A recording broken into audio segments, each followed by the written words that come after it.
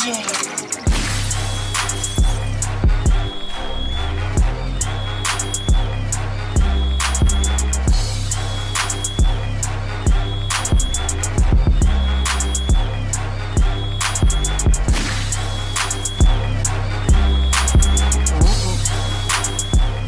what I'm talking about. What up, y'all? Welcome to another episode of Pierre's Panic Room. You know how we do. We always have the Flyers guest and the Flyers show. And this show is no different. All right, we just got a bigger Flyer guest this time right here. But before I start off and interview my man, I got to read these comments.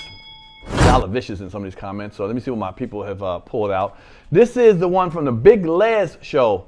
Ashunt29, A-S-H-U-N-T 29 says, Pierre is doing his thing. He's bringing artists from my high school and college years.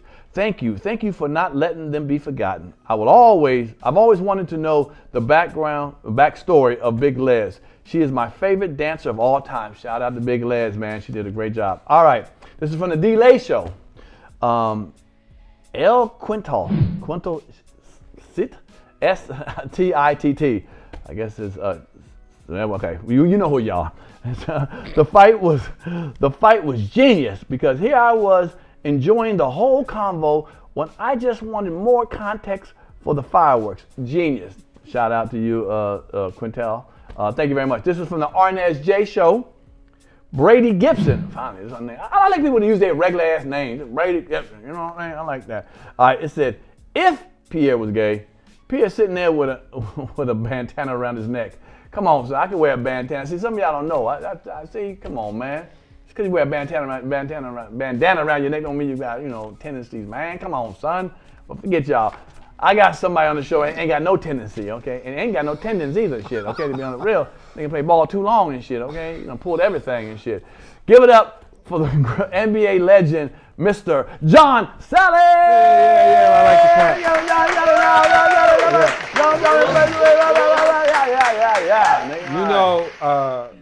Kareem said that school had failed Kyrie, and I think he meant Pierre, because that reading was horrendous. Like you knew you were going to read it before we came on air, but and you still didn't get the words right. But like, does glasses work or they don't? No. I knew they didn't work. They work. No, they work. I'm fly. I look fly. Shit. Boom. See, that's you got to get glasses that are fly and also work. No, I can read if I got to read a couple times. Come on, bro. I get it written to me. Give them to me real quick. I gotta look at it. Come on, son. I've seen your acting. I know you don't know all your lines. I do. So chill with that, bro. I know my lines. We about to get into this and shit. Pay attention. Yeah. After take 49 with John Salley.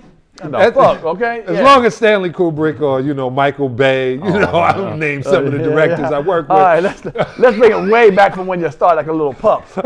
Shit. All right, so give me some of your background. I remember I heard you were born in Brooklyn. Yeah. And you were a tall, goofy kid, as a kid. No, I didn't read short. that. Okay, I just made that up. Fuck yeah, that. you Okay. did. Yeah, it's so funny. I was short, and I started growing taller. And my mom's took me because she thought I had that giant disease, and she thought I was just growing like dog for real. I grew 4 inches in the summer. What year was that? What grade? I was between 10th, 8th grade. Eighth and ninth? My brother went to college, and I was in 8th grade. And before he left, he was looking down at me a little bit. When he came back Thanksgiving, I was looking eye to eye. When it came back in May, I was looking down on him.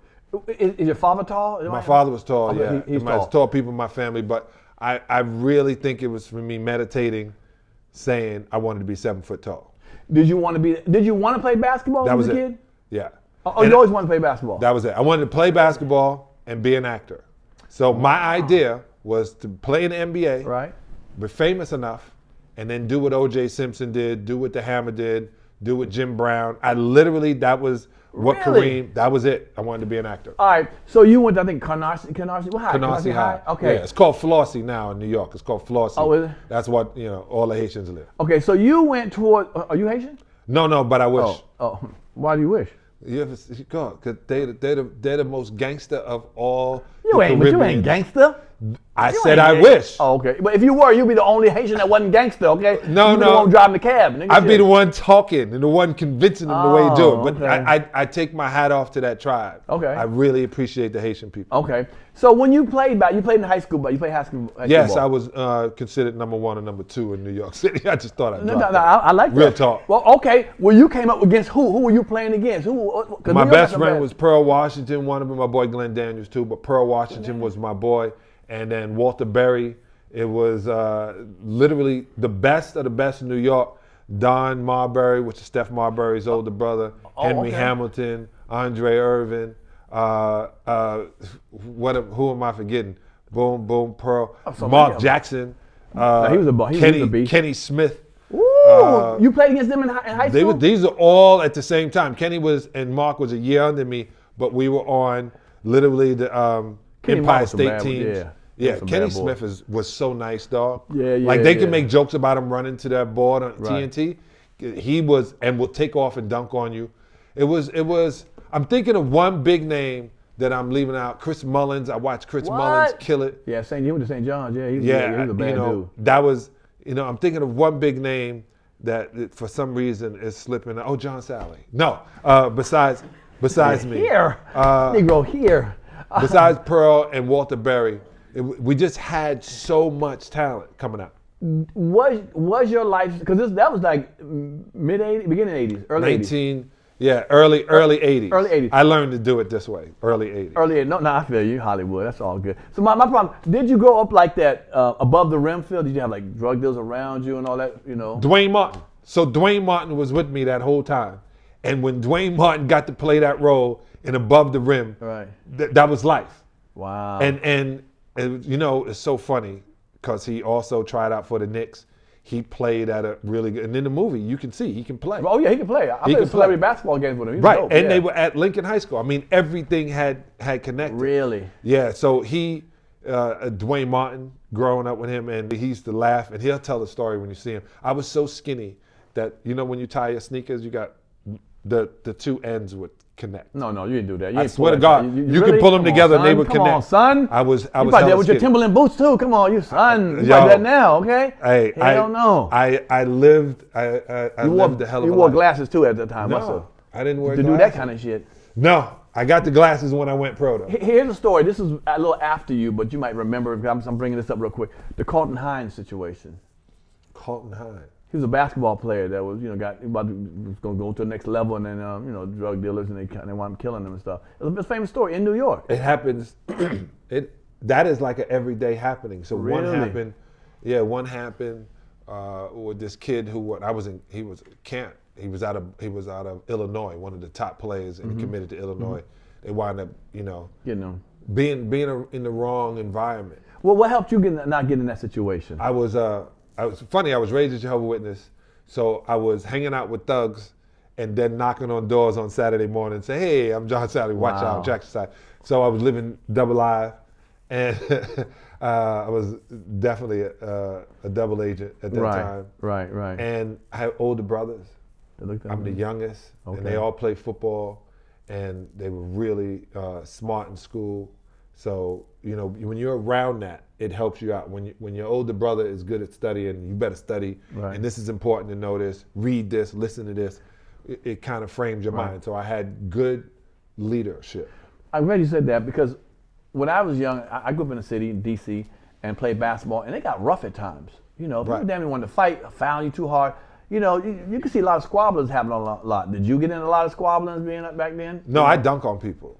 Oh, shit. Okay. Yeah, I remember one time we were playing.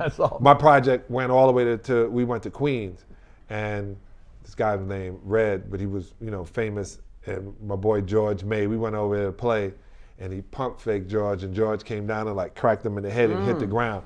The stands got up. And he had to be like, "Yo, chill, it's just basketball." And I was like, we almost didn't get out of here. Wow. Like they literally was going on. Right. And y'all from Brooklyn? Right. So it made no sense to me, but I played in every single park except the Rucker. I was going to ask you about the Rucker. I play? No. You ain't no real ball player. No, I'm a smart ball player. You can lose your career. All the greats went in there, man. You went what? Guess what? You old Catholic school. Not ball all them greats man. got 4 championship rings. Ooh, I was watch smart your with mouth my now, career. watch your mouth. I'm a chess player. No, I played for the Gauchos. I left Brooklyn, went up and tried out, and I was the only one from my project. It was like 15 of us trying out that made it. Right. Is how I became friends with Pearl, and all the rest of the players, Wendell, Alexis, all of them that got to it. And I just literally, because I traveled and played different places, by the time I got back to my project, I was feet above them. Because if you're playing with them kids who can dribble the ball like you see on N1, I'm playing with those cats. Nice. And with guys who can jump out of the gym without it being off of concrete. Right. So the more you play against it, the better you become. And that's what my deal was. But here's a quick question to ask you. I feel like, and tell me what it is, like street ball players simply don't go to the NBA or more. What is that? Because they're not sound function? No, they got great fundamentals. Just fundamentals. There's not a lot of space for a lot of it. And also it's your mentality. It's some really Fly Williams. We talk about Fly, and Fly, the story is Fly said I can make more money selling drugs on the street than playing in the NBA. But then he's playing against World Be Free, and World Be Free is playing on the 76ers. But in the summertime, we watching these guys go at it. Right. And I'm there, and I'm there for it. So I'm seeing this greatness, and I'm seeing the two different ideas after they finish playing. Wow. Like I was like really good friends with Lenny Bias, right, from DC. Okay, sure. So since we were 16, we was at 5-star basketball camp. And then when he goes to Maryland, Johnny Dawkins goes to Duke, I go to Georgia Tech. Wow, yeah. Like all of us are together at 5-star basketball camp. And then we become counselors. And then we started being counselors at all these different places up in Boston. And then the night before Lenny dies, the night before our draft, we sitting out front of the Hyatt Hotel in New York on 42nd Street in Lexington. And he's like, what do you want to do? I said, man, I'm not leaving this hotel. Okay. Like, I'm from New York. There's no place I need to go right now. For what? Why do I need to go? I don't need to go anywhere. I'm getting drafted tomorrow. I don't need to see no girls. I don't need to see no family members. I don't need to see nobody. I'm getting drafted tomorrow. If you want to see me tomorrow after I'm a pro. I like that. I'm not getting in trouble. I like that. And as soon as I got drafted, I went to Detroit. Maybe things would be different for Lenny if he would have gone to Boston and not gone back to DC. Right, but let me go back to Georgia Tech, because you was a man at Georgia Tech to the point where they retired your jersey 22. Yeah, I had to graduate They don't do that normally in college. No, and that was the problem too. He said, I looked up there, I said, what are that? He said, man, if you graduate and you play like you're supposed to, I'll retire your number. Because I was Coach Crimmon's first recruit to say yes. Right. Top, blue chip player that said yes. And he said, if you come to Georgia Tech, we can have Mark Price. And I had seen Mark Price play the summer before. He was dope. I signed. When I went to visit Atlanta, it was during Super Bowl weekend. Ooh. They were cleaning the streets. Ooh. Everybody was black. Everybody had a job. And this is early 80s. So there was 5,000 people per month coming to Atlanta. I think now there's like 6,000 people are still going to Atlanta. Yeah. It's full.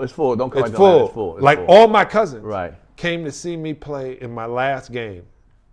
And Andrew Young was sitting next to my mother. And I got a picture of it. And that was big to us. I got Andrew Young sitting next to my mother. You know what I'm saying? This is the guy who was there when was with Martin Luther King, and there when he got murdered. He was a part of the crew. So seeing my mother in that picture was big. All my 4 of my cousins moved to Atlanta that summer. Wow. They came to visit and was like, oh, we ain't going back. And Tech won the ACC championship during the time when that really mattered. Yeah, when I played. Because that's when, hold on, that 85, was it 85? 85. But them teams back then was tight. Patrick Ewing, James Pinckney, North Carolina. Jordan had just left in 84. Okay, he just left. And so the next year, I lost in the Elite Eight against Georgetown. Makes sense, yeah. I took Patrick to Towndo. I don't know, 25 and 16. But it happens. Don't mind me. Right. But I made my bones in that game. Right. And I feel sorry for my boy Mark Price had the worst game in his life. Wow. Was that game. Really? And it was my best game in college. And now I say that because he went 0 for 15. Did he really? But and Mark was bad. But Michael Jackson was the point guard on Georgetown. Georgetown. Went 0 for 14. Okay. So they both they balanced each other out. They both had bad games. Yeah, but at the end of the game, one had more numbers as points than y'all did, so y'all didn't win. Yeah. So that's all I'm worried about, that part. That's why it matters. Me dunking, hook shots, and doing all that kind of. But the next day you were home not dumping but donuts. And I know, and this is why I played so hard. Not only because I play hard, and because I do dope shit. That's not the only reason. Okay. John Thompson, he knew I wanted to play at Georgetown. Oh, really? And didn't come to recruit me. And he recruited thugs, and everybody thought and knew I was a thug. And you know, it became the rule. Hey, you don't want this kid. It's because I hung out with all the thugs. Dog, I hung out with the thugs. There's no robbing me. Right. I'm with the thugs. Right. But they were putting that rumor around that I was like that. And Coach Crimmins came and was like, "You're really not a thug. Why is this rumor?" I said, "Because I play for the Gauchos, and I speak my mind, and this guy will shoot you right here, and that guy will shoot you. Like, you know, these are the thugs. I don't get robbed from thugs." That was bad association, as my mother would say. Bad association spoils useful habits. So I had to change my surrounding because they believed it. Right. I heard a story where Carmelo tells the same story. Like the NBA had to tell them. They had got to the NBA and say, "Hey, you got to change your surroundings." And I was like, it's not that I hang with him. I just protected by him, you know. What's funny is you hung around thugs, like you just said, thug motherfuckers, thug ass niggas, and then you get drafted to the Pistons. Thug ass niggas, thug ass niggas. So you went from one thug to another group of thugs. This is the funniest thing. I so understand. Pierre, I played 15 years. Yeah. I'm on a group chat with the Bad Boys. I'm not on a group chat with any other team. But the Bad Boys. But the Bad Boys. That's how unbelievable this group of characters was. Let me say this. Kenny Smith kind of got a. Kenny Anderson had it. Anderson. Yeah. He told me this. It was a debate between Jordan and LeBron one time. You know, we're going with it, and I kind of went with LeBron. I thought he was more of an all-around player. Just me and me outside looking. I said, I'd rather if I had to pick one, LeBron, because he passes, he does everything, and you know he scores and something. And then Kenny said something that kind of woke me up. He said, first of all, Jordan played against more Hall of Famers, and you ain't running in that motherfucking crowd like you think you want to. Like, LeBron does. LeBron's strong, right? But the shit that y'all had to deal with, and Michael Jordan, some of the players had to do, run into the Pistons with Lambeer and all them boys, and what's the other? Dennis Rodman. He's Rick loud. Mahorn. Rick Mahorn. You can run in maybe once or twice, and then you will start shooting some jumpers or get your toe. But that's what anybody. See. So this is so funny. We wasn't even the roughest one. The Celtics were way more gangster than we were. Think so, Maxwell? Oh my God! Come on. Oh my God! They used to hit you, and the referee would be like, "Shut up," and think about it. They told you that. They told you that. Man, okay. Come on. That was the guy y'all had the white. I'm sorry, I forget it. What's Bill Lambeer. Come on, son. There was one of them. Nasty. There was 5 of them on the Celtics.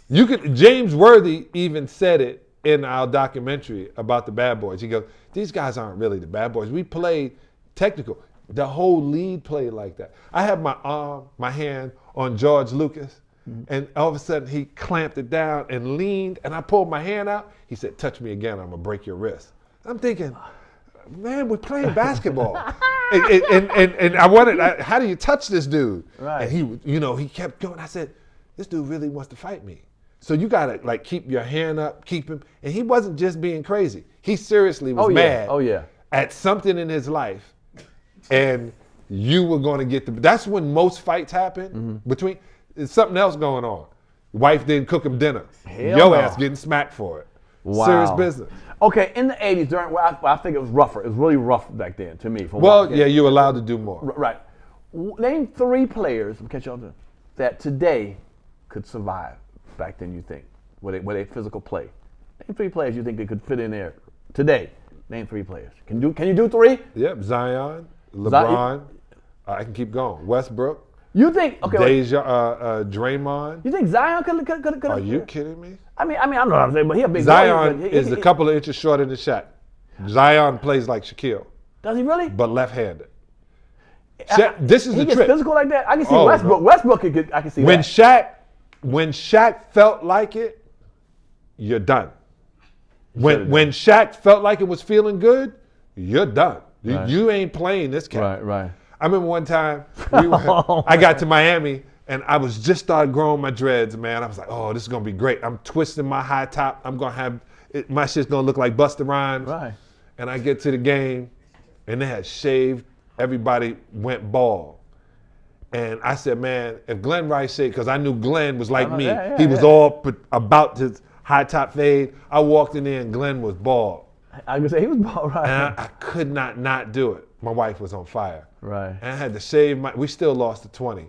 We playing against Shaquille. And I'm going, man, I need more than hair. I need like some razor blades. Like, I'm telling you, Shaq. But Shaq sometime didn't realize how dominant. Like, if Shaq should have asked for the ball every time and dunked on everybody, every time, he would have scored 100 points a game. But yeah, outside the paint, he was trash to me. Really? Inside that paint, he would knock people back. Those feet, those spins, him but being able that was all inside the fucking paint. And guess what? No one complained when Kareem inside the paint shot a hook shot. I get that. He made the hook shot because he wasn't allowed to dunk in college. Right. You know, so rating ways they try to stop him. But Shaq was what, 260 or something, 360 or something, some ridiculous amount. He came in at 265, 275. Was there a body that could handle him? There was Stanley Roberts. There was a lot of there was a bunch of them. There was Cartwright. There was Donaldson. There was Artis Gilmore. But I think Artis wasn't good. I think he came in when he was young and athletic. Them old heads couldn't handle him. You just mentioned exactly. That boy was like Zion had and energy. 7 foot. Oh. I'm telling you, when they start talking about stuff, they don't take a lot and just get it. Akeem is such a man. Yeah, but he can't handle it. You know what? That chest push, he pushed you in. Shaq hit you in that chest, man. You're gonna go back. That's right, and you can't do two things at one time. So once he hits you, and you lean back, then he's jumping. And you can't lean back and jump at the same time.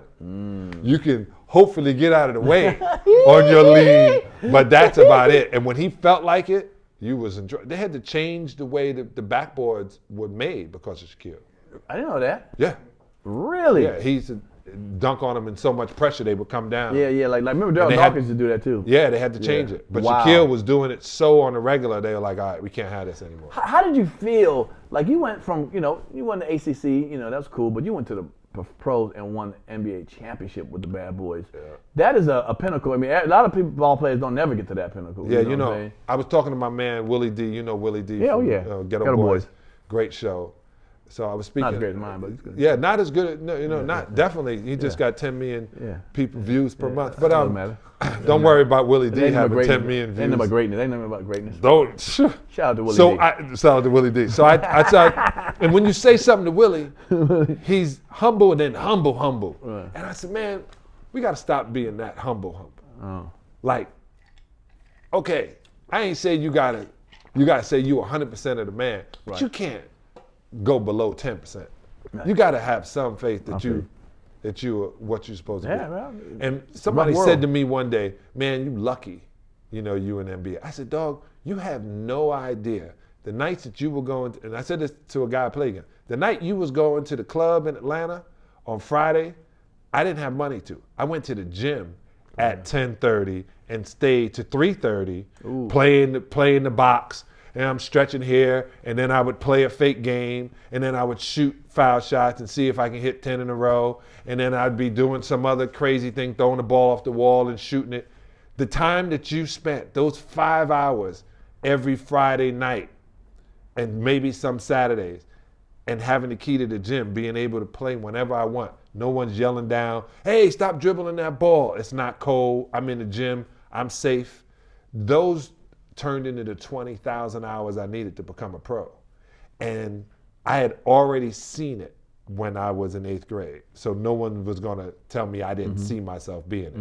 Winning championships, I saw myself as being in the best in the group. I never picked what team I wanted to play for the Celtics. Right. because they won all the time. Right. And I like green and white. My green and white Pumas was so fly, so I like that. I love it. But I never said, I just wanted to be in the NBA. And we won. Okay, well, you won with them, with the Pistons. Twice. Twice. Oh, my bad. Oh, yeah, of course. Really, 3 times. Got cheated in 1988. No. We won't call that cheat. But is that the time you thought you was all that and went to Greece, or that was before that? No, I went to for a month and shit, nigga. You acted a fool over there. I didn't act a fool. I realized America got some shit, right? But the shit is better than everywhere else. I know that's right. And I've been everywhere. Right. China is man. In Shanghai, I couldn't believe how dope Shanghai was, and we're not told that. Of course, we think China is like that shit ain't there no more. No, that whole karate scene shit that we still get on TV, that ain't China. No, I know. I was in a car that they don't even have in America. Yeah, I ate at a 4-star Michelin restaurant. I'm telling you, I've seen it. I believe it. But America, out of all the shit, America has the best of the shit. So what happened is, I won a championship in Chicago with Michael Jordan, the greatest team ever, 1996. My daughter Tyler. And that's why I got these on, just in case you act a fool, nigga. Just in case you act a fool. This is my man, 50 grand. Yeah. We'll see and chill. You remember this, nigga? You remember this? Oh, I got those. This was the year you was playing too, homie. I got those. This was the year you was playing, just in case. I had to rock these. You got yours from Foot Locker. I got mine from Michael. So listen. Shit. Just thought I mentioned. I'm sorry, Michael Jordan. Don't know him Michael Schmitz and shit, motherfucker. Okay, excuse me. Y'all don't know. Excuse me. But I sat there and Jerry Krause lied to me and told me, hey man, you're my free agent. I can't pay you this money. Take $360,000. I said, no. I said, dog, that's ridiculous. Michael makes $300,000 a game. Right. I can't take $365,000 for the season. He'll clown me all day. Well, I don't have any money, long tall. Sorry. So I said, man, forget it. I got $3 million to go to Greece. I want to see Europe. Sure. I don't want to play hard. I've won 3 championships. What else do I have to prove? Right. I want to see the world. Right.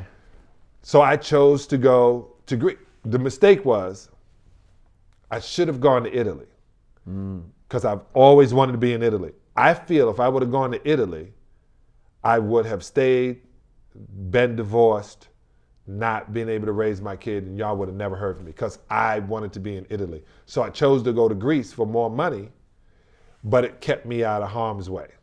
That's what I thought. And after 6 weeks of realizing I had made it to the pinnacle, why was I playing below that? Right, sure. When I really worked my whole life to get here, I was done after 6 weeks. Well, but okay, let me talk about a little bit about the. You got so much to talk about. And I left with $500,000, $140,000 more than I would have if I played here the whole season, just for 6 weeks. Right. I feel you. So playing with the world, the greatest team, because I think y'all had the greatest record until I think Golden State changed. Yeah, but they didn't win championships, so it doesn't count. Oh my God, this nigga here. Okay, so how was it, man? You're Michael Jordan's boy. How does that feel working with him? You know, Michael Jordan, and then all y'all down on the bottom. How does that feel, my nigga? This is a trip. I get on Pierre. This is the crazy. Pierre, I get to the squad, and I'm happy to be there. Hell yeah. MJ's happy I'm there. Right. Scotty is like good with me. Dennis still, he talks sometimes, he doesn't. Right. James Edwards is my next door neighbor, so he's showing me what to do and how to get around. But I first get there, I go to the facility, and I've never seen anything like it. So the Olympic gym is part of the basketball court, kind of. So over here, if you were training in the Olympics, that was the weights. Wow. And then there was a quarter of a quarter mile track inside. Sure. Then all the best court, and they had a pool, and they had a place to play billiards, and they had a movie projector room to watch film in. I've never seen anything like it. Right. Then we get on the plane, and I don't know if you know, but the old MGM plane had the bar in the middle, and be able to walk. We had that plane. So other teams have way better different facilities? Oh yeah, like I don't think anybody's beating the Mavericks. If that's what they say, the best owner is Mark Cuban, because he treats them like superstar. And then the next would be the Miami Heat. Okay. I can see Their that. facility and the things they have is amazing. But let me ask you. Now, I know you didn't partake, but being a young basketball player, playing for someone like the Bulls, I mean, you had to it was raining Punani. No. What, man? I'm turning this shit off, man. I thought you gonna keep it 100 with me, or you bullshitting here? Dog, where do you get it? Check it out. What do you do when you get it? When you travel, you go to different cities. And you think they're getting? You think they're letting people get to Michael Jordan? You're tripping. Well, not Michael Jordan's here, but you're down Whoa, here, whoa, nigga. whoa. We can get you, nigga. We get you, And nigga. the problem is, we can get you, nigga. this is what I said. I traveled with Michael Jackson, Elvis Presley, the Beatles. Okay. That was traveling with. Right.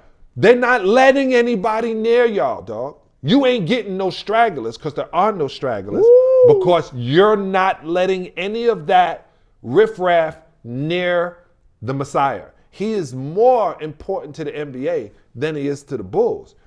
That it was nothing around. So the lockdown was for the whole team. The best time was in Miami because when you lose and no one pays attention to you and you go out, the girls still say, you make how much a year? Right. It's still that. Then you get to hang out and you ain't so big. No one is targeting you. No one remembers you. But you can't go out. I went out with Michael in Philly and I begged him to go out. He was like, no, we're going, down to Atlantic City. And I said, no, man, forget that, man. They already on you. Just come to the club. Sal, I can't go to the nightclub. I said, I got it hooked up. We go in the back way. You chill. Can I smoke cigars in there? Yeah. They got Kanye. I said, I'm going to make sure you got everything, MJ. We get into the joint. The owner of the place come and go, is that Michael? Yeah. In my club? Yeah. Turn the lights on. He turned the lights on. Oh, shit. So everybody can see Michael was in his club. Yeah. We in Miami. I'm trying to get them to, hang out because I'm like, I can get anything to hang out with MJ. It's you are walking with Elvis Presley and Michael Jordan. It's Michael Tyson, Michael Jordan, and Michael Jackson. And when Jay-Z said it, I agreed with it. But everything, he's the Michael Jordan of golf. He's the Michael Jordan of comedy. Right. So imagine you don't get to meet anybody. I thought it was the worst time. How does someone on that level maintain normalness, like humanness, man? He's never been normal. Because I gotta say, anything you want. If you want the you can't have it. What? Okay, this is the point I'm making to you. Okay. Because you're in a position. Did you watch Game of Thrones? I don't care how important you are. You can't go everywhere, and you can't. So the things you and I used to do, or we used to go. What happened? We go to what was Mondays called at the comedy at Improv? More Better Mondays. Right. Where did we go after? We hung out with TK, and we went to the club. Do you want to know we couldn't do that this year? Mm-hmm. You know why? The club was where? In West Hollywood. Okay. We didn't realize Monday night was the night the gay guys let the club be open and all the black people went to the club. Peanuts? No, Peanuts is on Tuesday. Okay. And only a select amount of guys can get in. You can be outside Peanuts and see the girls come out. And they used to do dumb things like, I knew that girl was gay. That's why she didn't give me no plate. No, motherfucker, your breath stink. That's why she didn't give me no plate. Where did we go after Fat Tuesdays? Peanuts or some after party show. You went to Barry's. So you couldn't do that now. Nowadays, LeBron can't go out. Right. Every time LeBron go out, TMZ is saying something. Right, that's ridiculous. Yeah. Yeah, you can't go out. So I can't imagine how it was when you went to the Lakers. I mean, you keep leveling up. Well, yeah, that is. Pretty much leveling up, yeah. Yeah, I leveled up. Yeah, every time. Yeah, I'm with the winners. That's why you here. Shit. Exactly. And everybody was like, when they said, man, it ain't cool with KD figuring out go to the Golden State. What? Why would you want to go to the losing team? Well, once you go to a team where you can be the own man, that's your ego. Right. I want to go where my talents are appreciated and they can't guard any of us and we can win all of it together. They didn't say that when Bill Russell had the best team around him, winning 11 championships. That's, you want to win. Right. Because at the end of the day, they never talk about your stats. They talk about how many championships you won. Right. You know what's funny? And I didn't gain the respect for him until he passed, unfortunately. Kobe. I thought he was a cornball. Remember that whole snitching thing on Shaq and all that? Niggas in the barbershop, man. Oh, boy, you're whack. He came from living overseas and so forth. And it wasn't until he passed that I realized his work ethic. How he was like, I'm about this basketball. Y'all can do the rest of this other shit all over here. I don't give. You can be trying to be fly and be in magazines. I'm about this basketball. He was about that basketball. And dedicated himself like ridiculous. And the time he didn't dedicate himself, the worst things in the world can happen. Yeah. They happened. His beautiful wife forgave him, and he never went that route again. Right. Now, he never went that route again. He went from that to, the only thing that's ever taken care of me is Vanessa and this basketball, and it's getting my focus. Right. Like, it's getting my focus. Caron Butler talks about how hard he used to train because he wanted to be Kobe. Right. He wanted to be in that point. Right. Well, okay. No, well, but yeah, you saw inside of him, and that was that you got a chance to see Kobe. He was such a cool guy. Well, was he really a cool person, or was he just like so focused that you couldn't break into that situation? No, this is the craziest thing. I remember I had gone and had to make a choice. Right. Do I want to play in Greece or go to Italy? Right. And this kid speaks fluent Italian. Right, he did. And I even knew about doing this because his father had done it before me. Bean, Jelly Bean, playing for Benetton. And I said, man, if I go to Italy, I ain't leaving. Wow. I already knew it. Right. I was like, I ain't leaving. And he, it's the same thing. He had this same thing, like, I'm going to be this. Right. And I asked him one time, Pierre, I said, so you're going to be the next Michael Jordan? I played with Harold Miner, and they put so much pressure on Harold Miner and Baby USC, Jordan. Yeah, I remember Harold Miner. He said, I'm going to be the first Kobe Bryant. Nice. That's a hell of a mindset.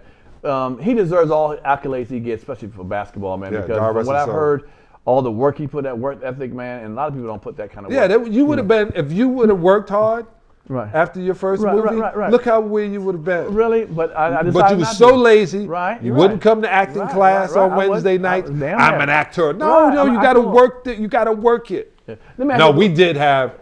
You and I have had so many ideas that should have been made. Man, I'm gonna ask you two questions. I'm gonna ask you one question. We'll go right to that. Yeah. Work ethic wise, Jordan or Kobe? Both of them are very similar in style and play. Did they have the same work ethic? And they say, Kobe was a beast with their work ethic. Yes. It did? Yeah. So Michael originated it, and Kobe just took the blueprint. Early in the morning, they would train, right? Mm-hmm. And when I first got in Chicago, I just sat back for a week because I had a 10-day contract. Okay, right. So really, for 10 days, I just see what it is. I'm paying attention. And when practice would start, you got to get out to the circle and have your foot on the circle by the time Phil gets there. Okay. And he starts walking, and you put the ball, or you come with the ball, and you hear what he has to say. And then he reads off how practice is going to go, and you put your hands together, and you break. And then Michael and Scotty would run into the training room. Okay. And we would be doing calisthenics and stuff with the heavy ball and running over drills, and they'd be in there getting treatment. And I was like, what's happening? Like, I realized they had already trained. They had already lift weights starting at 7 o'clock in the morning and had breakfast, left breakfast, then came to the arena. So Michael and Scotty and Harp start their day at 7. Right. Practice start at 10:30. Wow. Kobe was doing the same. Kobe was going to Gold's Gym, 7 o'clock, training till 8 o'clock on weights, having his breakfast, letting it digest, getting to place, start shooting at 10, practice start at 10:30. I'll ask this one question, then we move off of basketball. I want to talk about something else for a second. They put Michael Jordan number 1, okay? Mm-hmm. Where does Kobe Bryant fall? Well, I have been recorded when they were saying, so you're saying Michael Jordan not the greatest of all time? I said, time has not stopped yet. Okay. So I don't want to go with that. I think Michael was the greatest in the 90s. But then I started going over it, and I got to be honest, he did some amazing, amazing things. Mm-hmm. But I think that patriarch mentality, you got to have a king, king of the hill. Right. I just don't go with it. So I could sit around and tell me to give you a top 5. I gave my top 5 one time. They go, you didn't put Michael Jordan in your top 5? Right. I go, he's my constituent. You're talking about when I was watching basketball? Right, sure. Of course, I'm going to put Oscar Robertson, Elgin Baylor, talk about Jerry West and Bill Russell and Pistol Pete and Kareem Abdul-Jabbar, Right. Wilt Chamberlain. I'm going to give you people I watched. Right, Or sure. I was Bernard King. Oh, yes. You know, that like I always talk about my boys from Brooklyn, Bernard King, Albert King, World Be Free. I wanted to see Chris Mullin. I wanted to see people from my hood do it. Okay. Well, one thing I got to give you, not many players. Well, I don't think any player. One is you won 3 championships with 3 different teams and in 3 different decades. And 2 millenniums. Oh, easy, nigga. What I just thought I'd drop it. 5 golden. I'm going to twist this lemon as much as I can. Well, no, but so no matter what, man, and I find it amazing. Do you find that you're not in the Hall of Fame? I am in the Hall of Fame. Oh, you are in the Hall of Fame? Yeah, they always have the championship team from that year. Oh, the team. There. Okay, I meant individually. The whole thing is, but that's not the sport. The sport is not individual. Let me tell you. You sound like a nigga who ain't in the NBA. I mean, in the Hall of Fame. That's what I sound like a motherfucker who's done it, not who watched it. Okay. So it's okay. So I love it. that was the deal. Like when I hear these cats talking, they haven't sat there. Like I got Larry Bird sweat on me. Michael Jordan. I used to say, man, I only been dunked on 3 times in the NBA. I've been dunked on 3 times by Michael. Right. To the point where he dunked on me one time and started talking to me. I said, don't do that, man. My mom was watching. That was my main set. My mom just saw you dunk on me. I can't believe that. Right. That's the only thing I was thinking. Right. I said, I got to get your ass back. I'm going to get you back. Watch. And then I all of a sudden give the thumbs up to Isaiah, and I catch an alley-oop, and I dunk it backwards, and I do some shit, and I run down, I go, got your ass, I told you. And he was like, it wasn't on me. It was those conversations. Right, but I made y'all look back. It was constant. Sure. But I sit around, and I start thinking about the sport. They said, man, you don't want to be in there and give that speech and all that. I go, I never really looked at it as an individual thing. I always decided to be a strong link in the chain. Right. I didn't care, where I was. I just didn't want to be a weak link. And what is it? You have to be retired from some. When does your name come up? Like after 5 years of retirement? No, my name ain't gonna come up. My picture is already there.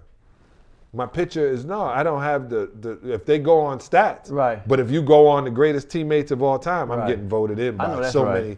Because I'm about team. I'm about family. Right. If you wearing my colors, I'm fighting with you. I got you. If I didn't wear some other colors, I'm fighting with them. Right. I feel you. Period. I looked at it that the NBA was like IBM. I worked in the Chicago office, the Detroit office, the Miami office, the Toronto office, international office, and I worked in the Los Angeles office. That's the way I looked at the NBA. Okay, let's talk about some outside. One time, you called me one day, you said, come to my house. And I came to your house in Hollywood Hills. You remember that night I came? And we were going to talk about some business, and you had big ass pillows and shit, all like a goddamn gypsy around your house and shit. It looked like a gypsy house and shit from the 60s and shit. I was like, I was waiting for which house was this? It's in the Hollywood Hills. Did you have to walk up some stairs? I probably did. I can't remember. Not Beverly Hills?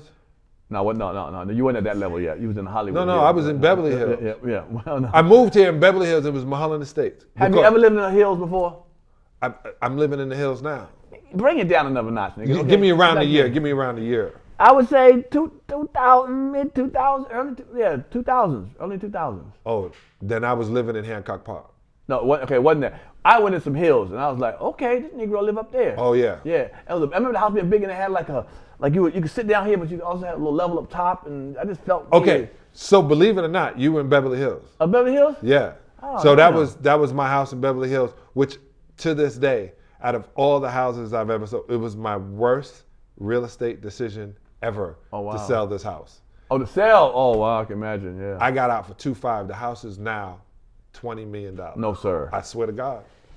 I'm sick in the stomach, man. And my boy live up in that neighborhood now, and he was like, your house is $20 million now. I'm sick in my stomach. But the best thing about it is, and this is a true story, Pierre. Okay. My mom's used to hear me we lived on the 8th floor, and that was the top floor. She would hear me up there making noise on the ceiling. So she came up one time. She said, what you doing up here? I said, oh, this is my penthouse. And she'd be like, you stay away from the edges. I go, yeah, over here would be my room, and I decided what it was doing. And she always thought I was crazy anyway. Okay. And then she goes, on a clear day, you look this way, you see Coney Island. I said, Ma, on a clear day, you look this way, you can see Beverly Hills. She goes, oh, you mean Manhattan? I go, Ma, you gotta look past Manhattan. And she was like, boy, get off these roofs. She tells me this. All of a sudden, Pierre, I'm living in Beverly Hills. It's 1997. My mother is sitting there in the window. The window is 33 feet. Sure. Right, that's that house. She's looking, I said, isn't this a great view? She goes, I can't believe you made it. I said, Ma, I made it a long time ago. Wow. She said, this is the only thing you talked about. I never remembered having that conversation with her until she told me. That's how focused I was to get into Beverly Hills. I know that's right. So I've been learning this, and when I teach it, I talk about it on my show. Once you get to a goal, you now have to have another goal and another goal. Oh, I'll say, yeah. Man, let's get tired. Yeah. But it's good for the human spirit to not be complacent on something. Say, I'm here, I'm cool now. You got to do that, man. You got to keep pushing forward. Speaking of pushing forward, you started being an actor. I can see, you've always been funny. A couple of times I was wondering, how does this Negro get in these movies and shit? This big, tall, audition. You realize, like the Bad Boys. You was on the first Bad Boy with the thick glasses. He was the nerd. Because Michael Bay had directed my Nike commercial, which was funny. It was a cross-training commercial. And I went to visit Martin because I had been with Martin since Talking Dirty After Dark. Okay. I've been with Martin since the start. Okay. And so I was just happy to be around. And he'll tell you, Chris Tucker, we used to go around Arsenio. I went anywhere I could hear if they doing something. And I was self-deprecating enough I would have played what the roles needed to play, but I was particular about learning the craft. Nice. I had met Denzel while he was shooting Jungle Fever, and Mo Better Blues, and we talking basketball. He talking about the Wizard. He talking about Ray Williams, and he don't realize I'm like, I don't want to talk about basketball. I know, right. I don't even like talking about basketball. I want to talk about you did Much Ado About Nothing. Like you literally was doing Shakespeare. Yeah. Right? I said, this is what I'm talking about. And he wanted to talk basketball. And I'm wanting to talk to Denzel about how you learn. And I came out here and I met The Rock. And Rock was doing things on Melrose with his Shakespeare thing. I said, I want to learn to do Shakespeare. Oh, not that Rock, the other Rock. The other Rock. Rock. I'm about to say, nigga, The Rock wasn't doing no damn Shakespeare. Which he could. Okay, maybe. I think, but I literally loved the craft. I wanted to do it. Yeah. So then Michael Bay put me in because I just happened to be on set. And then from that point on, I was taking acting classes for Eddie. And once we did Eddie with Whoopi Goldberg, and when I moved out here, I started doing Ivana Chubbuck when I found out that was the class to go to on Wednesday nights. And she would make me sit next to her. So I couldn't sit in the back. I had to sit in the front row and couldn't leave because that's disrespectful. So I literally had to learn for 3 hours every Wednesday acting. People would do things. I'd be like, Eva Mendes. I'd be, oh, that's good.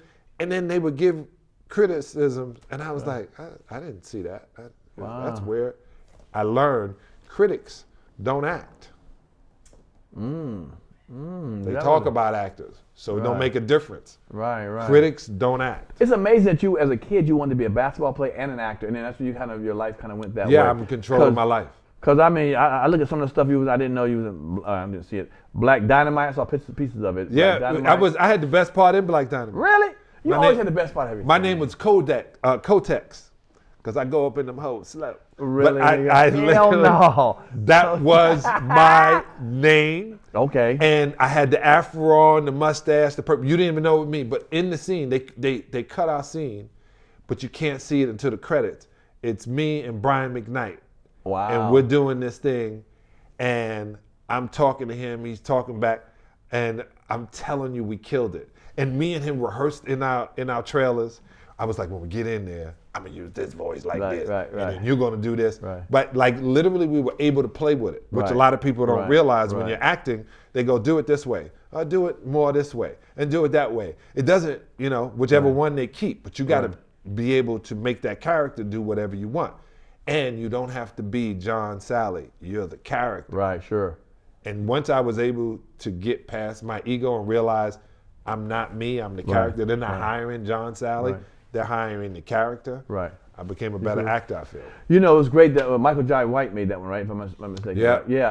The fact, it was just fun. I mean, I saw clips of it with the microphone coming in, dangling. Just the idea of that was dope. I would have loved to have been in something like that, just to have fun. I'm surprised you wasn't. Because Tommy Davidson was hilarious. I didn't go to acting class, remember, on Wednesdays. Remember? Seriously, because he was like, hey, we're doing this thing. You got to be in it. You was in Napoli Ever After with my girl Sanaa Latham. You've had some. I didn't know you was in Luther Vandross Take You Out video. Yeah. The hell? He called me and said, hey, they want me to play this thing. And I was like, I'll be in this video.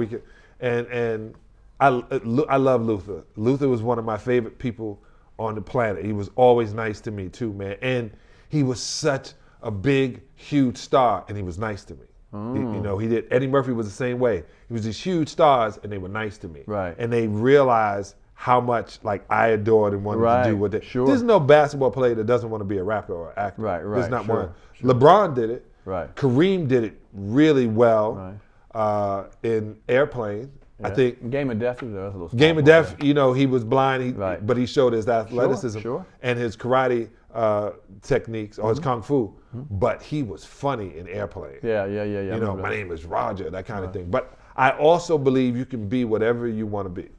And I believe that about you because you was with RuPaul and Drag Race. I wish. What? wish. You was on there. I wish I was in more scenes. Oh, no, that's right. Let me tell you. You just a judge.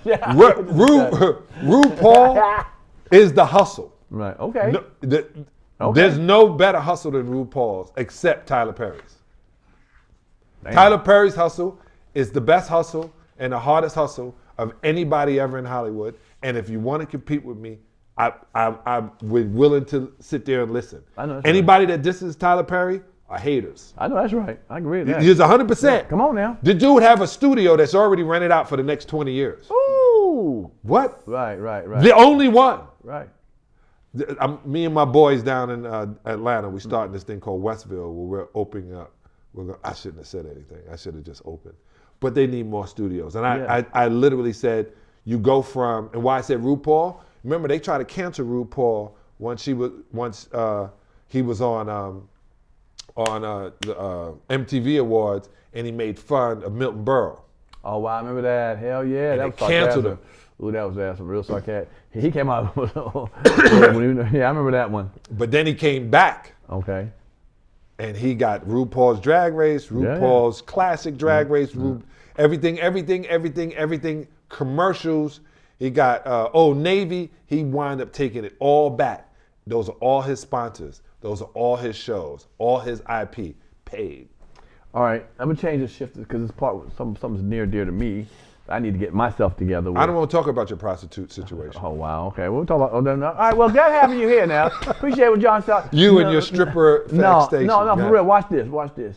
I unfortunately, how you gonna call it? Suffer from diabetes. Wow. You know, yeah, I've suffered for years. You know, I didn't realize until years later, like you know, sugar's a drug. You know, people think if you stop sugar coming to the country, it'd be smuggled in like cocaine. Okay. And I didn't really, I started looking at it and realized way back in the 1600s, whatever, they had sugar cane in Africa. They were killing people to get the sugar and shit. They already knew how powerful sugar and sodium is. Right. But sugar, that's why I never look down at someone who has a vice, or a crackhead, or whatever, it could be sex, whatever, because I have a vice. It's sugar. Right. You know what I'm saying? And I've tried to fight it. I've done like 30 days without it. It was like, oh, but then it just seeps back, and it's like a chemical imbalance, man. You know, I heard you were sweet. That was the word in D.C. You were sweet. No. It's like you couldn't get that joke in. That's a joke from 1990, y'all. I ain't that sweet, but right, 1990. So this is the deal. Everybody is pre-diabetic, and sugar is so powerful. It was the reason for the slave trade. Mm-hmm. That's how powerful sugar was. Sure. So they would bring the slaves over in the Caribbean, get the sugar, bring it from the Caribbean up to Massachusetts. Okay. Right? Okay. With the rum, package it as sugar, and bring it back to England. Then they said, hey, they got this thing called cotton too. We don't have enough of it there. We're using these different linens. And they connected it to the South. That was the reason. That's how powerful sugar was. Sure. It is by far the worst thing that's allowed, and they cannot not allow it. But I did a documentary called Reversing Diabetes in 30 Days, Simply Raw. Okay. And are you became a diabetic 2, or were you diabetic 1?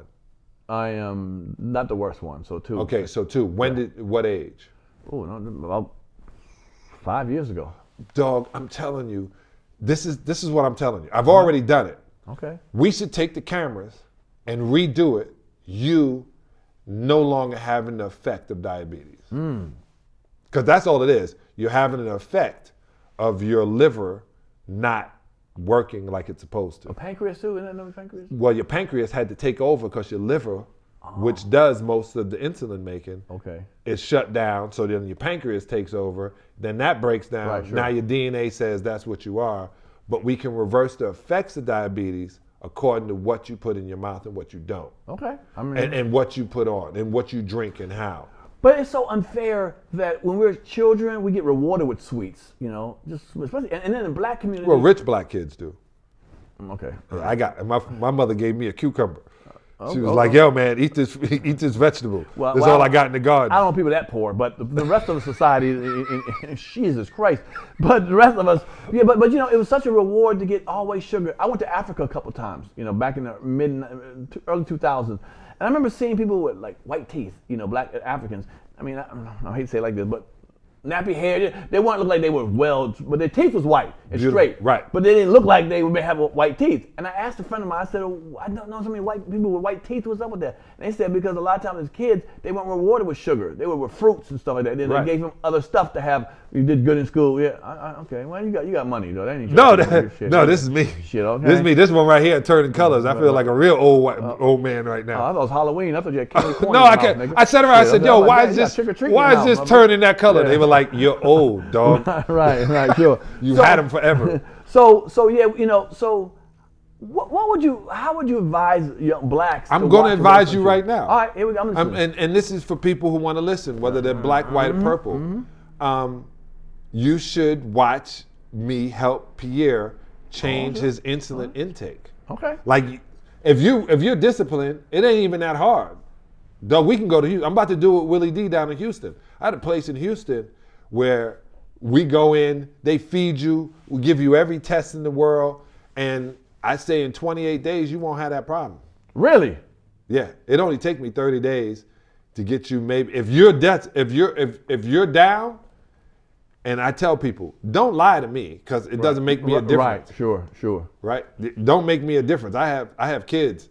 And in 30 days you can reverse my diabetes? No, you can. Oh, I mean I can. Yeah, you can. I can just like Orpheus said to Neo, I can show you the door. It's up to you to walk My through. last number wasn't good, bro. Yeah. Well, let me say this. We're gonna make your penis work again. Oh, thank you. You're gonna get your because you don't want to get to the point where you're relying on pharmaceuticals. We're gonna make everything work like it used to, and you're gonna be happier when you wake up. And you're not gonna have to worry about losing your foot, losing your finger. I know that's right. You know what I'm saying? Your teeth falling out, your penis not working. Oh shit. Your attitude being crazy, your face breaking out. Oh no, I look good. Right.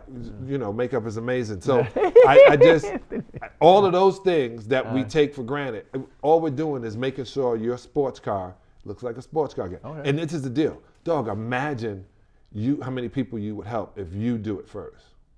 I will take you by the offer. I'm dead ass. Now, look at that camera. That camera, I'm looking at my camera. I'm dead ass. You would do what's necessary. Because if you cheat, you're cheating yourself. I get that, right. And millions of other people that you could be helping. I'm going to keep it 100 with you. You came on my show. I'm going to do what you asked me to do. No, I'm going to show you. Show me, okay. I'm just going to open the door. You're going to go through it, and I think we should film it. And I guarantee you, your numbers change dramatically. And the fact that you're allowing me to show you, then, like I said, you have to literally hand me the keys. Okay.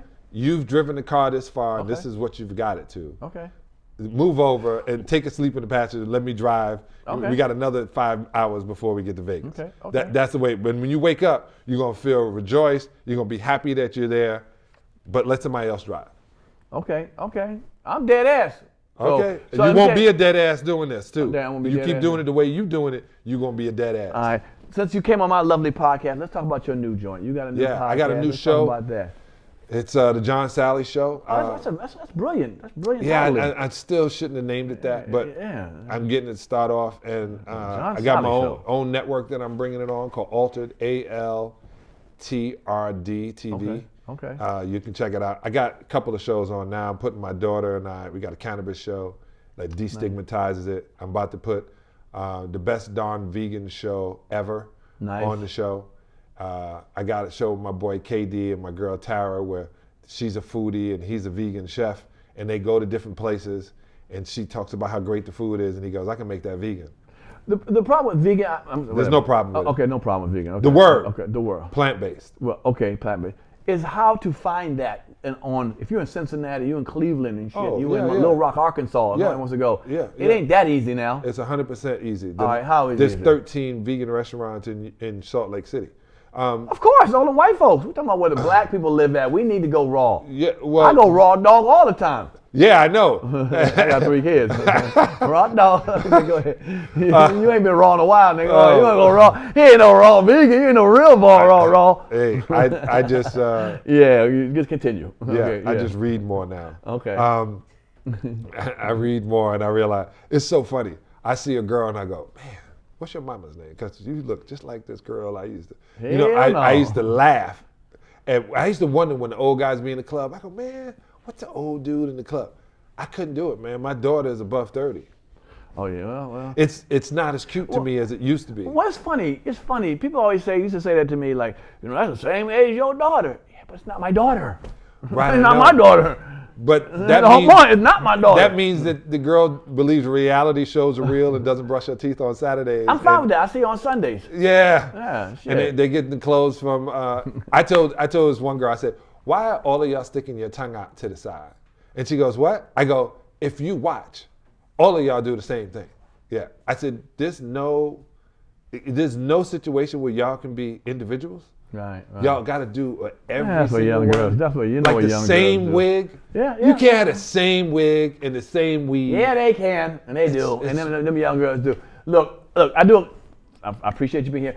We do another segment. I know you hate segments and shit. I don't hate anything. All right. We do a segment. It's called IG creeping, and that means I go to your IG page, and my crew does, and we find some shit about IG. You got to explain yourself. Go ahead. Okay. You ready for it? Oh yeah, because my IG is tailored. Okay. perfectly. Okay. Let's look at this picture right here. What was you thinking when you used this? I mean, damn, the shorts thing. What the fuck is going on here, homie? Yeah. My girlfriend got longer shorts than that, bro. This is crazy. My daughters have those shorts now, and they fit them, and they're tight. And I literally said, "Yo, I wore a 29 waist. Dog, I was so thin. Really? I was so thin in high school, that my first year, I was like the last guy picked on the squad, and he didn't have a JV, so he put it on, and they gave me a 32-inch waist. My mother had to double and quit to get it down because my waist was 22. Wow. So in college, I was a 29 waist. Okay. And a size 16 shoe. I was still growing. It looks like you got a long shirt on, nigga. Okay, how about that? I do. Okay. I don't, and I learned where to put it. I see. Yeah. All right, let me see another picture. What we got here? Oh, now what? Look at your boy. That's Giovanna. That's the superstar. Y'all can check out Giovanna Salley on all platforms. She's an unbelievable singer and performer. She is unbelievable. Were you auditioning for New Jack City? The fuck is that good? That big ass motherfucker. That was a New Jack City phone. That was 1990. I can believe it. Yeah. All right. Because I got a Breitling on. What we going with this right here? All right. So I'm going to put you on this machine. This is part of what the deal is. Okay. I put another friend of ours on this machine. He lost 9 pounds in 1 hour. Oh damn. Okay. What is because what this does? This is at a place called Solaire. Okay. And that's the EECP machine, which is connected to your heart. So when your heart bumps out, it squeezes back blood to your heart. First time your heart gets to relax. Oh, wow. 1,500 pounds per square inch. So literally in 1 hour, it's equivalent to running a mile. And it's clearing new arteries, making new arteries and clearing old arteries. You won't have a heart attack, which is the leading cause of death. Oh, okay. In America is heart disease and stroke. All right, well, so this stops you. Don't worry. This is going to be on the video. You get on this machine. Some very famous people, I can't say their names, get on the machine. Shaquille put one in his house. Well, I'm about to get on it. All right, let me see another one picture. We go to This is how you feeling this, and see, you still a Bama because you got the phone in your pocket, man. We don't do that. Where's my on phone? your right hand side pocket. That's a phone right there, square. That ain't a phone, bro. You got square nuts. You shouldn't be looking so close to my packet. That's your damn phone. Get out of here. That's me on top of the world. I live in the mountains. Okay. So that's why, like when you said 7 o'clock, right. I had to design what time I was coming out of the mountains to come down here. 1, because it's all that water, all that ionized water right there. Okay. 2, I can see you coming, and 3, it's just better to be where I'm where it's quiet. I grew up in the projects with the JFK behind me, and it's a trip. Every day the Concorde would fly over my house, and it would rattle everything inside the house. Wow. This is me growing up. All that sound, noise, that when I got to Georgia, I couldn't sleep until I heard the noise. Now, when I left Georgia, I can't sleep unless it's quiet or I hear crickets. Nice. Like I don't want to hear anything, so I'm up in the hills. Okay, cool. All right. I got this thing we play. We play a game on here. I don't play games, man. I'm a grown-ass man. Okay. So what is it? I got to spin it? Hold on. But you know I'm the host of Michigan's Big Spin every month. Where's that at, man? Yeah, don't worry. The fucks I give. Yeah, man, I'm trying to promote the Big Spin on Michigan. Channel 4. It's not around here. Y'all see it every week in Detroit. Okay. Anything in Michigan. Here's a couple of things on it. You can tell us the biggest. Just spin it and we get to the point. Fuck it, let's go. All right. Ready? Give him a. Which way do y'all want me to spin? I don't give a damn. Make it go round. That's a female spin. What is that? All right. That landed on. Oh, it's kind of in the middle, but it landed on. I'll get it off your chest then, motherfucker. Is there something on your chest? It can be about society, anything. I like this. I'm stealing half of these. Hell half no. of the show. Well, that's normal. Well, no one's watching you, so they're watching me. But, all 6 of y'all, just watch. Come over to. Get it off your chest. What's something that you want to talk about, man? Just the society, what's happening. I got something to say. All right. It needs to be about now. It can be about now. Yeah, well, yeah, it'd be nice. Okay. Yeah. This is the one thing I want to say. Okay. We literally know where we've come from. We have the history. We know we got to the point. But every year we seem like we still deal with the problem instead of the solution. And we still look outside of ourselves as a community to do it. When we did connect, they figured out literally a way to break us apart. Fred Hampton got killed. Sure. You understand what I'm saying? Oh, yeah. They put the other 2 in jail. They got it to the point where Gil Scott-Heron all of a sudden lost his teeth, and they saying he was on crack. And then you got Huey Newton being run out of the building. They say he's on crack. Then you got Sam Cooke saying enough. We know it's a setup. So we don't need one leader anymore. We need to make everybody leaders, and then everybody be disciplined, and they won't be the weak link. We need to stop talking about the problem and tell me the solution, right? Whisper to me how to get off the plantation. I like that. That's what I'm saying. I agree. All right, well, cool. All right, the last segment I have on here, this nigga here, it's called 5 for 5. This is where I give a little love to a comic, I think, a dope comic that needs to, get a little shine. Maybe haven't had a shine in a long time, or an up and coming comic. So I let them do a situation where they do 5 minutes of stand up and 5 minutes of sitting down, on my show, and we do like a little miniature Pierre's Panic Room. Right. And so I'm going to show you a comedian. So let's watch this comic right here. Yeah, man. the ones that have nothing to do. Really? Wow. 5 for 5. 5 for 5. 5 for 5. 5 for 5. 5 for 5. 5 for 5. From New York City, man, I've known for a long time, from the Bronx. Very funny. He's been around for a while, man. Killing on Def Comedy Jam. I just believe he really needs to shine, y'all. Give it up for the one and only J.P. Justice!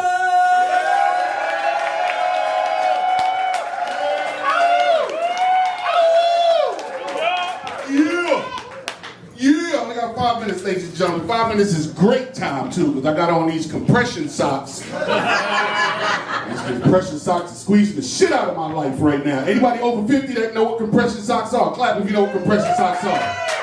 Yeah, these motherfuckers right here keep your dick hard. Let me tell you something right here. This shit.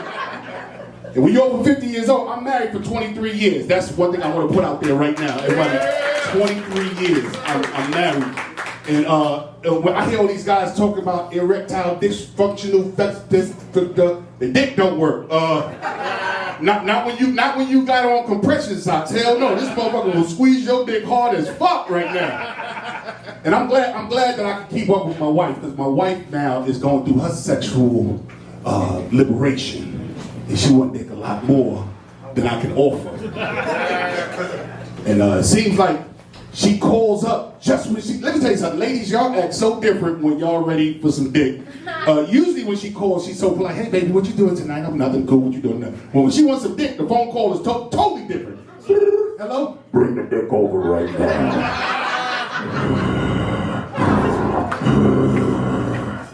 I said, what the hell's wrong with your shut the fuck up and bring the dick over right now. I drive all the way to my house in the Bronx. The whole block is sunny, except for my building. They got a black cloud. And everybody in my building just looking at me like, she horny again, she horny again. And I get to my door, and my door's cracked open. Now, I know in the movies, white people just go, hello! But I'm black. This is the Bronx. Yo! Yo, you good? And all I can hear is, what's wrong with your voice? You know, I take slow steps. Yo! And she just appeared. Titties out.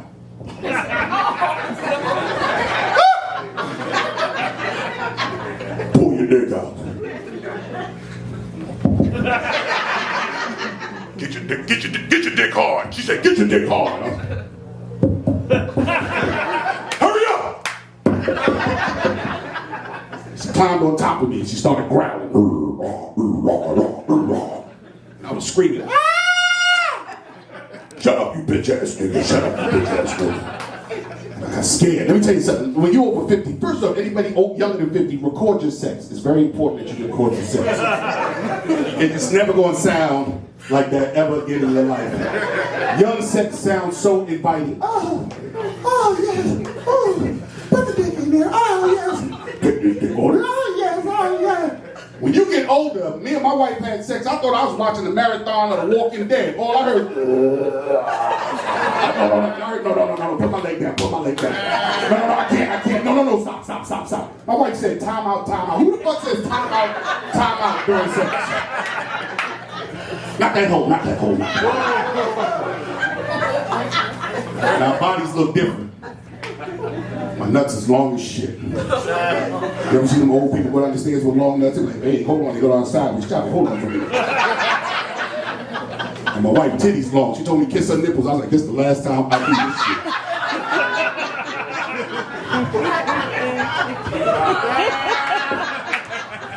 My wife, titties so long, she don't even need a bra. She just put her titties in her pocket. Come on, baby, let's go.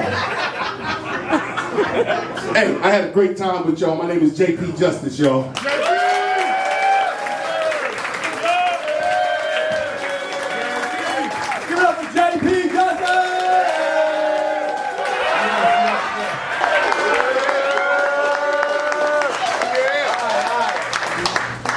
Get your ass in trouble. I know your wife.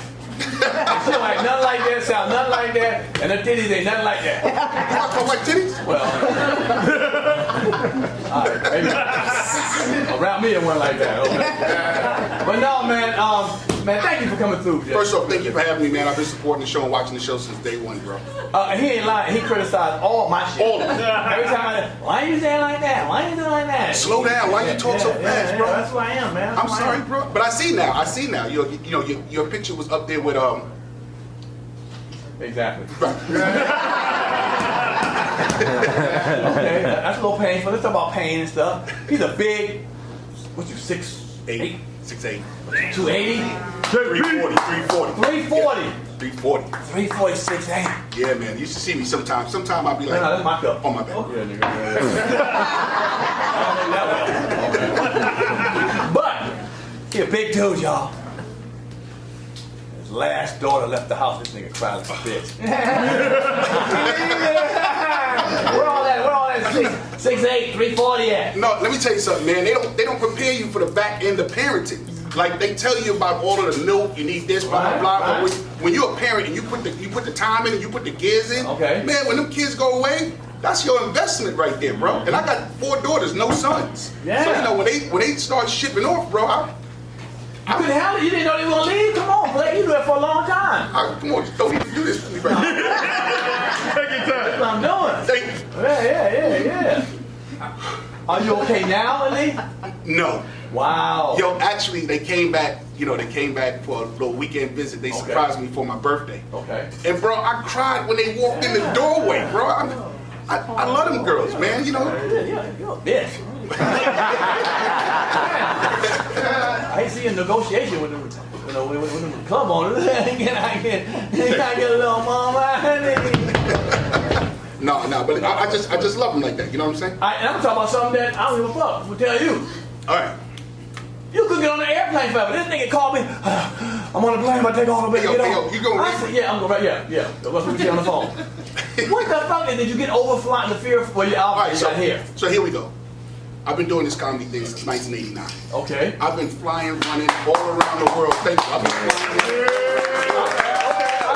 So during with the pandemic, with just being tired, I was getting ready to get on the plane, and I caught a panic attack. You sure? Yeah. And you know, I'm not as luxury as you. I'm not in first class. I'm still back there with the commoners. Steps. Yeah, with the commoners. In the back of the plane? Oh my dude, you ever been back there? Them seats ain't made for humans, bro. I was sitting here. I had to actually take one leg off and put it like right here on the floor. It's horrible, bro. So when I thought about all that getting on the plane, I was like, I can't do this. Right. And I called you in confidence. You gonna really put me on the spot like this? And it was the panic. And I was definitely, I called him up like, I can't get on this plane, bro. He said, what the hell you mean you can't get on the plane? I can't get on the plane. And I lost that airline ticket, $607. Wow. Lost that. And like you said, since '89, you've been around for, you say you've been around for a minute. I know you for. Give me some experiences, man. You've been around long enough, man. You ever work with anybody big and you know what I'm saying? Like, who'd you work with that was big? But we did a show, so you don't use me, but find someone.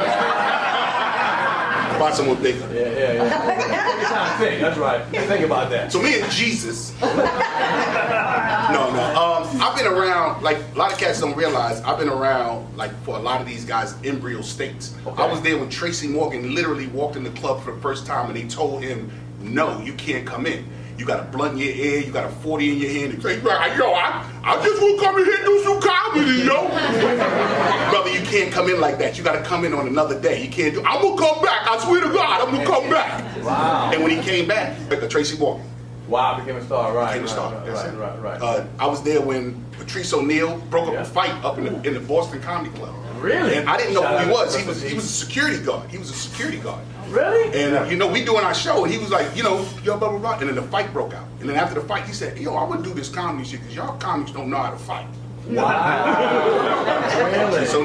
Patrice O'Neal. Wow. So I was there for a lot of guys' inceptions, bro. Okay. I was there when Chris Rock got chicken bones thrown at him. What? Chicken bones? Don't have me tell the story. What? Tell it. Yeah. Tell it. Okay. So before he was Chris Rock, he was Chris Rock, little Jerry Curl dude.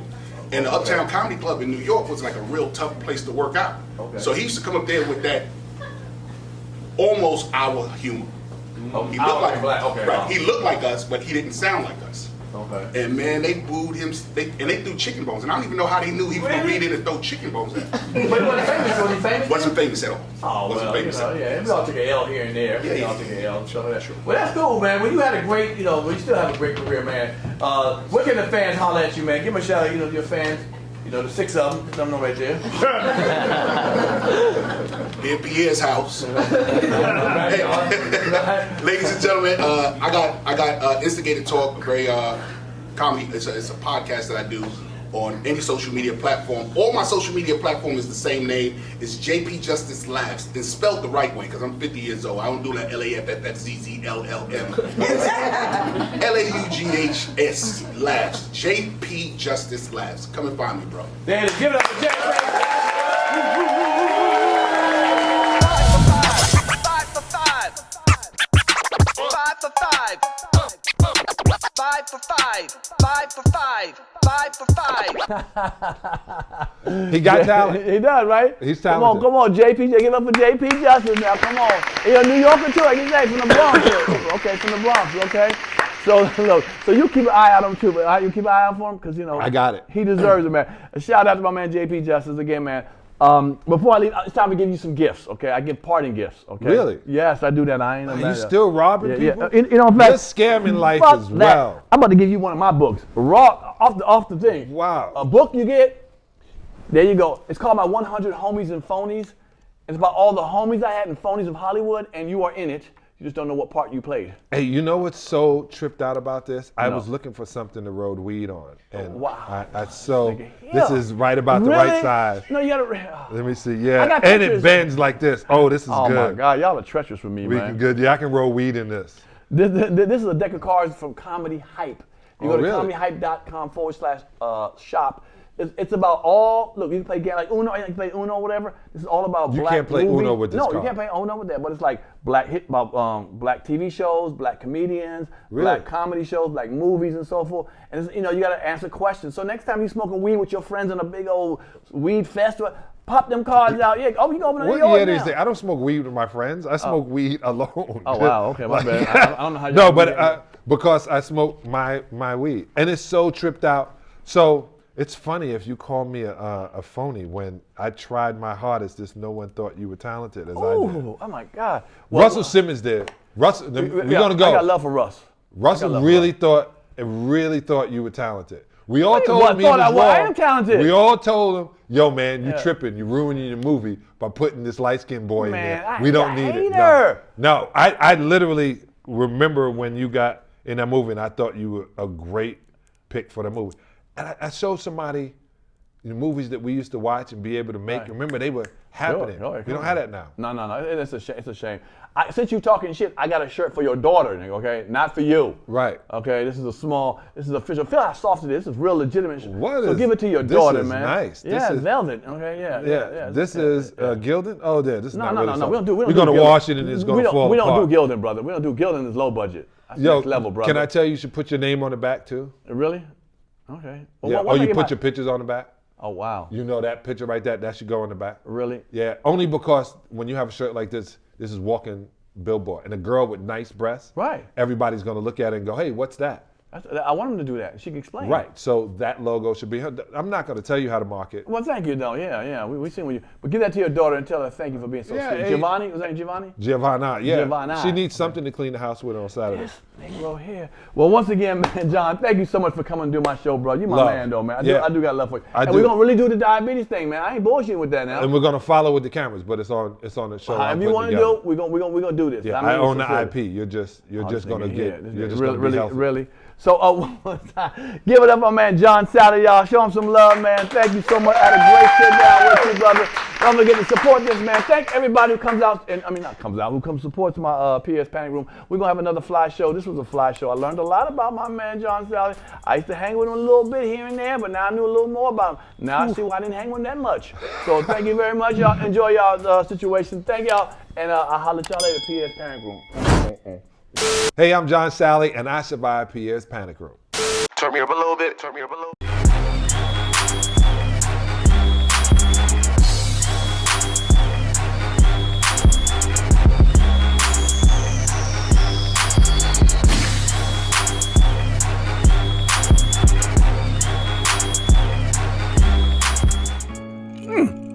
If you like that show, like, subscribe, and comment below. Hit the notification bell. Hit the subscribe button, man. We want you around. Appreciate it.